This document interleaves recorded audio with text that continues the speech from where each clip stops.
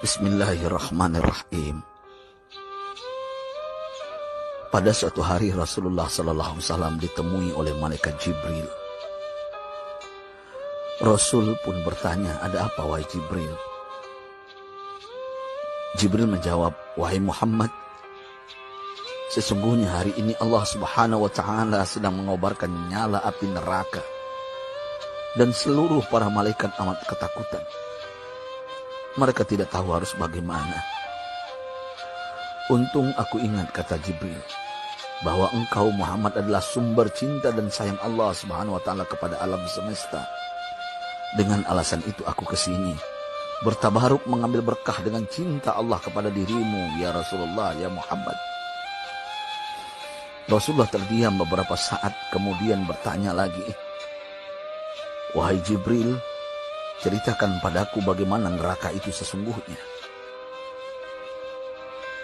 Jibril menjawab, "Wahai Muhammad, neraka itu bagaikan lubang-lubang yang terdiri dari 7 tingkat. Jarak antara satu lubang dengan yang lain ialah perjalanan 70 tahun. Lubang paling bawah adalah lubang yang paling panas." Nabi SAW meneruskan pertanyaannya, "Lalu siapakah penghuni lubang-lubang neraka itu, wahai Jibril? Sampaikan kepadaku, Jibril." Jibril menjawab, "Lubang yang paling bawah diciptakan untuk orang-orang munafik. Lubang yang berikutnya untuk penyembah berhala. Lalu untuk penyembah bintang dan matahari." Jibril terus menerangkan penghuni tingkatan neraka hingga lubang yang kelima, tempat umat Yahudi, dan yang keenam dihuni oleh umat Nasrani. Setelah menjelaskan penghuni 6 tingkatan neraka, Jibril diam cukup lama. Rasulullah SAW penasaran dan bertanya kepada Jibril, "Wahai Jibril, siapakah penghuni neraka yang ke-7?" Jibril diam saja tidak menjawab. Rasulullah SAW mengulangi pertanyaannya, tapi Jibril tetap diam. Rasulullah tambah penasaran dan mendesak Jibril agar dijawab pertanyaannya. Akhirnya Jibril pun berkata, "Umatmu, wahai Muhammad, mereka itu para pelaku dosa besar di kalangan umatmu, yang dimana sampai mereka mati belum sempat bertaubat." Mendengar jawaban Jibril, Rasulullah langsung jatuh pingsan. Jibril merangkulnya dan meletakkan tubuh baginda di atas pangkuannya. Tak berapa lama Rasulullah SAW sadar dan langsung menangis bersimbah air mata dengan terisak-isak. Rasulullah mempertegas pertanyaannya, "Wahai Jibril, apakah benar ada di antara umatku yang masuk neraka?" Jibril menjawab, "Benar, wahai Muhammad, pelaku dosa besar di antara umatmu yang belum bertaubat." Setelah itu Rasulullah menghadap kiblat dan sujud kepada Allah dalam isak tangisnya. Sesekali dengan suara pelan beliau membisikkan kata-kata, "Ummati ya Rabb, ummati, ummati, ummati." Beliau SAW tidak mengangkat kepalanya dalam keadaan seperti itu selama 3 hari 3 malam.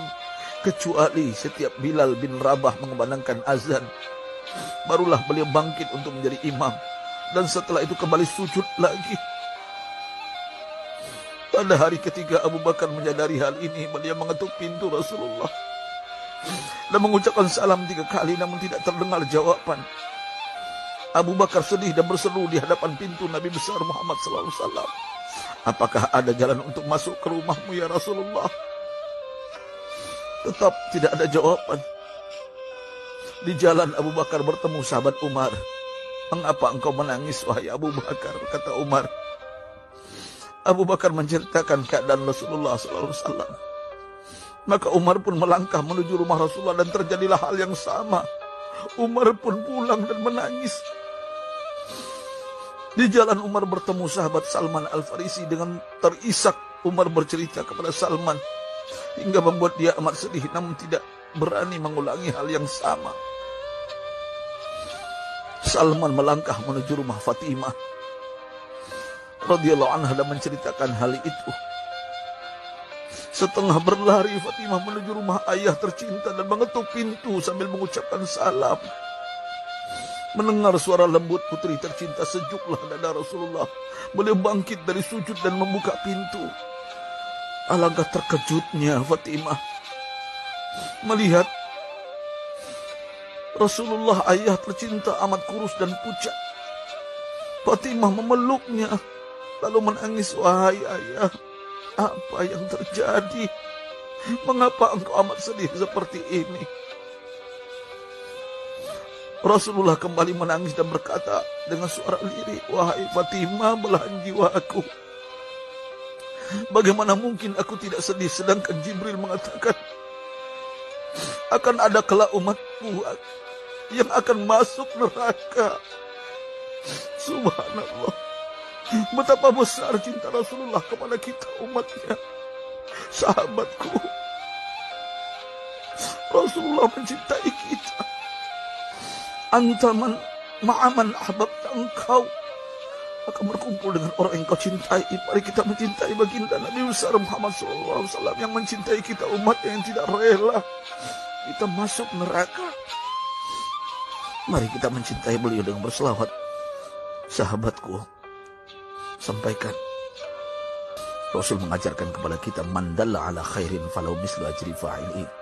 Siapa yang menunjukkan kepada kebaikan, maka dia akan mendapatkan pahala seperti orang yang mengerjakannya. Mudah-mudahan ini menjadi pahala jariah bagi kita.